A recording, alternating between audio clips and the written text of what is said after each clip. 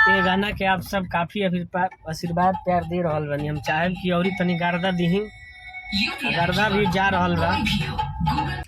RJD के channel बा ना गाना सुनने के लिए बिल्कुल बिल्कुल। अब रउआ जानी लो, हम तक कलाकार हई।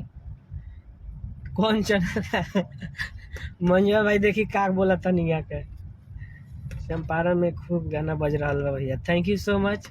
ये गाना के अभी लगन में बाजी गाना ही, और रउआ सभी एकरा के शेयर करी। ए भाई के आप सब आशीर्वाद प्यार दी।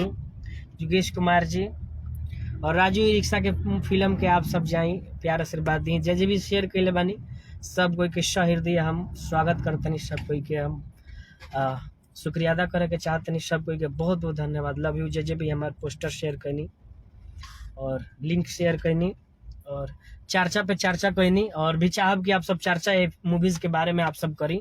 जितना भी जिला जवार से आप सब बानी अपन भाई सब है।